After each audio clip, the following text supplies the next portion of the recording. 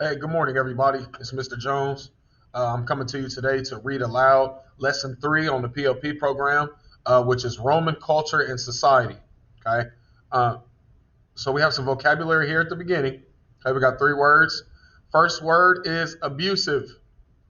The definition is treating unfairly or unkindly, either in action or word. Okay, so you can abuse somebody in 2 different ways. Okay, either physically, which means action. Okay, you're physically punching, kicking, hitting them. Okay, or you can abuse someone verbally, which is just solely what you say. Okay, your words are extremely harsh, unkind. You can be abusive to someone that way as well. Okay. Second vocabulary term is Pontifex Maximus. Okay. And what that term stands for is the chief priest of Rome. Okay. Pontifex Maximus. All right. Our last vocabulary word for this lesson is rhetoric. Rhetoric is the study of the proper use of language in speaking or writing. Okay. Right here in the middle of this activity. Okay. It says click here for people you need to know. All right, so when you click on that globe, okay, it pulls up a couple of different figures. Okay, first you have Cicero. This was Rome's greatest orator, politician, philosopher, and prose writer. Okay, Cicero. Next we have Livy, one of Rome's great writers who wrote the history of Rome. Okay. Next you have Lucretius. Okay, Lucretius proclaimed or stated that it was foolish and harmful to worship the gods in Rome. Okay? Foolish and harmful. All right? Then we have Ovid. Okay? This person retells Greek and Roman legends and myths about the history of the world. Okay? And then finally we have Virgil. Okay? This was Rome's greatest poet. His epic poem, the Aeneid, was commissioned by Augustus to glorify Rome. Okay? And then, of course, when you access this lesson, okay, you could click on that and go through all of these different people. Okay, click on the arrows. All right. So here we go. First section that we'll start with is Roman religion. Okay. So starting right here at the top. The religious beliefs of the Romans had undergone many changes by the time Caesar Augustus became Rome's first emperor. Before the Etruscans ruled Rome, the Latin people worshipped spirits. In particular, ancestor worship helped to form strict loyalties to family. Etruscan influence brought about a shift. Instead of worshiping spirits, the Romans began to worship the gods of Etruscan mythology. Recall that the Etruscans introduced the Romans to Greek mythology. Jupiter, as the supreme ruler of the heavens, was worshipped as the king of the gods. Animal sacrifices were offered in temples by priests to please the gods. Okay, so there's been a change. All right, the original founders of Rome, the Latins, their main religion, they worshipped spirits. Okay, but as the Etruscans began to come into Rome, their influence grew bigger and bigger. Okay, and what they worshipped, their religion, they worshipped gods. Okay, so there was a little bit of a shift there. We're going from worshiping spirits to worshiping gods. Okay, right down here at the bottom. As the influence of Greek philosophy increased, another shift occurred in Roman religion. The power of the gods began to be doubted. Some, like the Roman philosopher Lucretius, proclaimed that it was foolish to worship the gods. Okay? Right down here at the bottom. Lucretius was a follower of Epicurus. He did not believe that the gods existed. Okay? The earth was the product of a whirlwind of atoms. In many ways, Lucretius's ideas are very similar to those of Darwinian evolutionists. Most Romans rejected Lucretius's teachings about the gods. However, his Epicurean teachings on the pursuit of happiness were very popular. Many scholars believe that Lucretius's writings encouraged many Romans to abandon traditional morals. Okay? So you have this man that comes along, Lucretius, right? He believes that the gods do not exist. Okay? That the Roman gods that everyone is worshiping, okay, it's not true.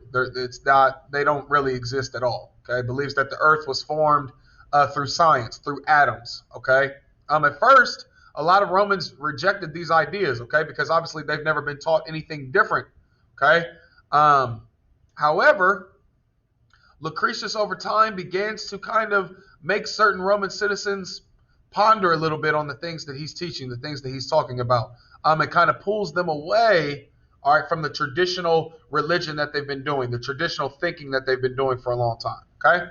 All right, let's go right down here. During the Roman Republic. So during the Roman Republic, the worship of the gods was encouraged by the government. Senators served as priests. The chief priest of Rome was a government-appointed position known as Pontifex Maximus. Okay, so that's the name of the position. Okay, that's not a name of a specific person. Okay, the position, the chief priest. Okay, the title of that is Pontifex Maximus. Okay, I don't want us to think that this is a certain person. Okay, that's just the name of the position. Okay, so for example, principal. Okay, that's the name of the person that leads a school. Okay, the title is principal. All right, the chief priest in Rome, the title of that job is Pontifex Maximus. Okay, all right. Here we go. At the beginning of the Roman Empire, Augustus called upon Romans to honor the emperor as a god. Emperor worship encouraged the Romans to obey the commands of the emperors. To rebel against the emperor was to displease one of the gods. Okay, this should seem a little familiar to us. Okay, in sixth grade when we studied ancient Rome, not ancient Rome, I'm sorry, ancient Egypt. Okay, the Egyptians believed this as well. Once you became emperor, okay, once you became a pharaoh in Egypt, okay, the citizens looked at that person as a god as well. Okay, meaning you had to follow whatever they needed you to do, and if you didn't, then that was thought to upset the other gods in the atmosphere as well. Okay, same thing at the beginning of ancient Rome. They looked at that as the emperor to be a god themselves. Okay, last paragraph in this section. The Romans were very tolerant of other cultures and religions. They did not require conquered people to convert to the Roman religion. Okay, in fact, the Romans adopted the worship of many foreign gods. Okay, by the 1st century AD, the Romans worshipped over 100 different gods. Religious centers contained hundreds of altars.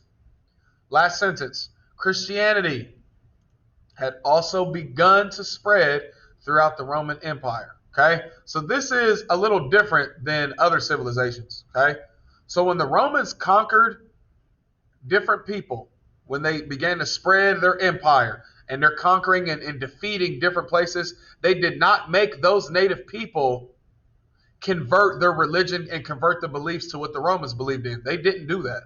Okay, they took over that space, they took over that area. Okay, but they did not make those people believe in what they believed in. Okay, actually, the Romans had such an open mind.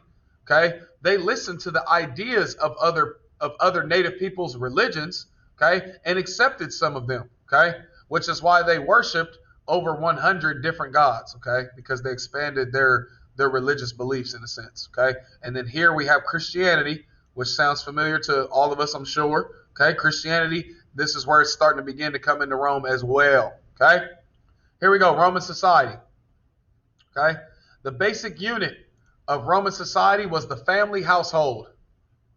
Each household was led by its pater familias, which is Latin for father of the family. Okay, so the pater familias controlled every aspect of his household. So the most important person in the family was the father. Okay, that's who led each household, was the father. Okay, here in the middle, marriage.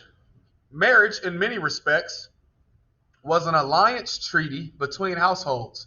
Therefore, marriages were arranged by the paters familias, okay, of the uniting households. People did not get to choose whom they married. Okay, so again, here we go with the father aspect. Okay, fathers of different families would have conversations, okay, and set up marriages for their son, to marry this other man's daughter. Okay, they didn't have a choice.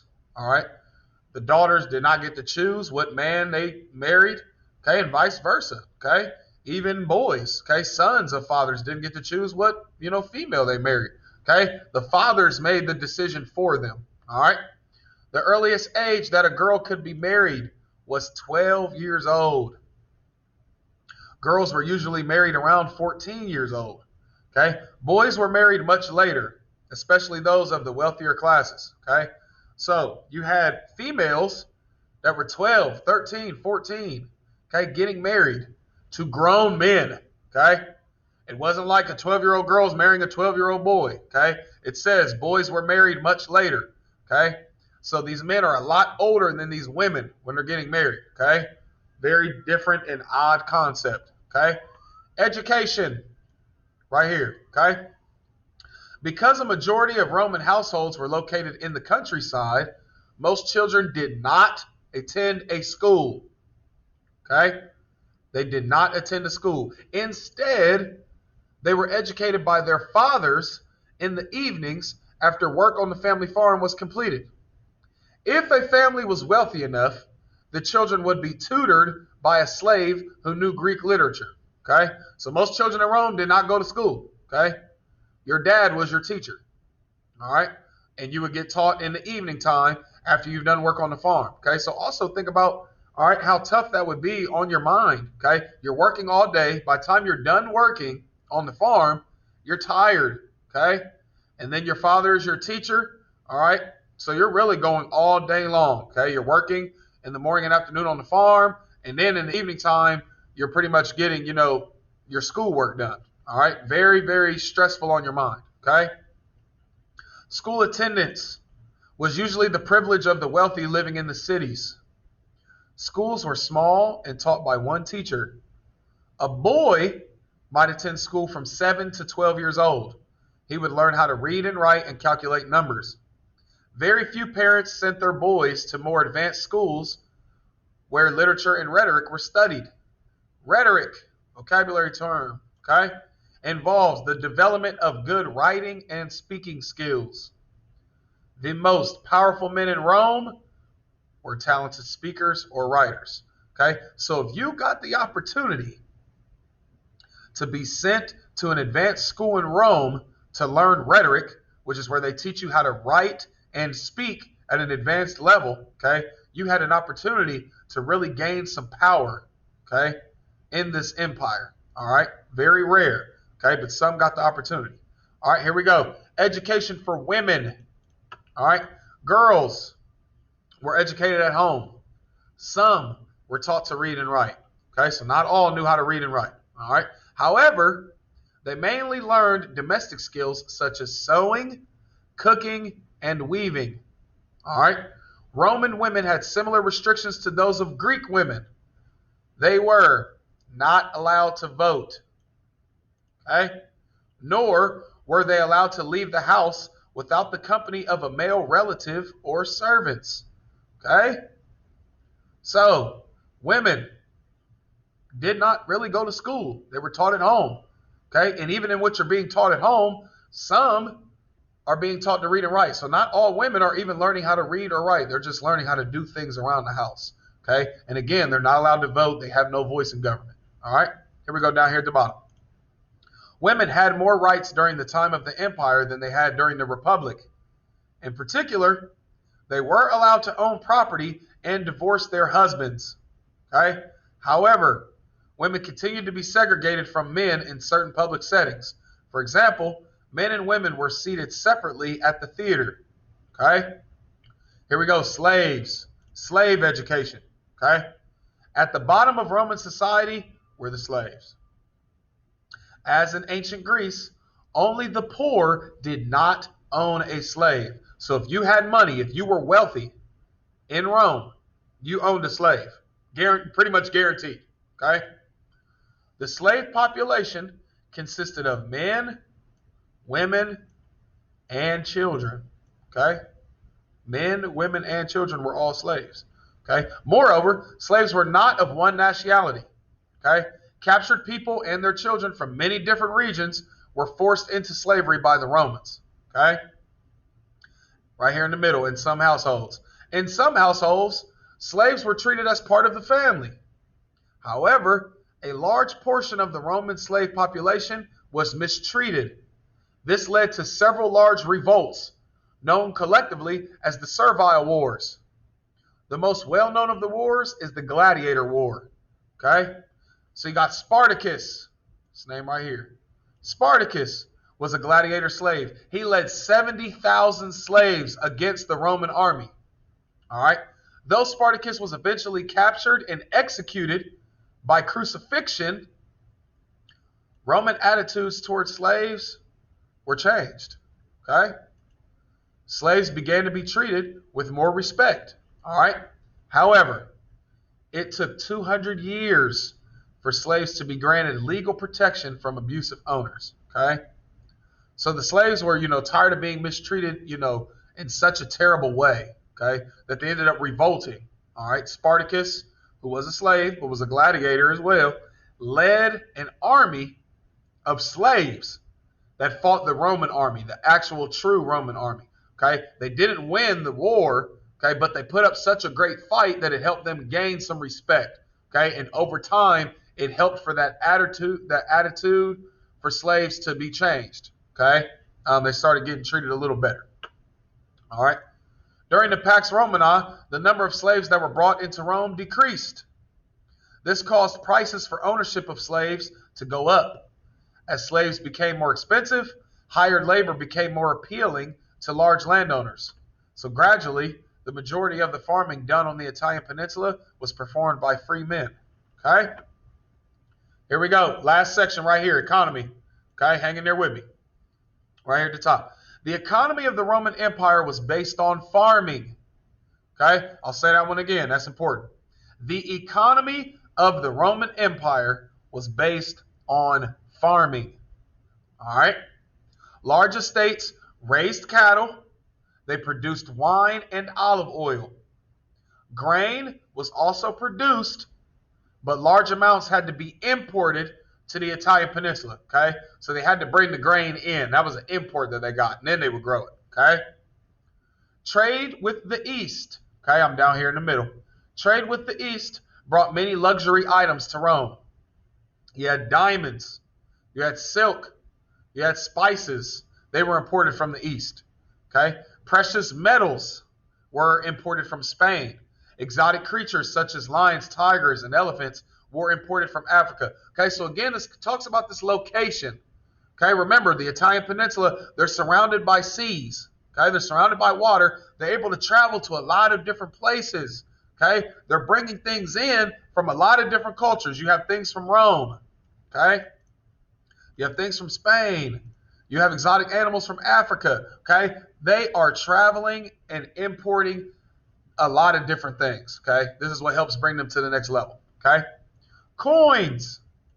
Coins minted in Rome were used throughout the Roman Empire. Okay, so money system. They had a money system. They used coins. Okay, they were made from copper, bronze, silver, and gold. Okay, many coins bear the image of the emperor in whose reign they were minted.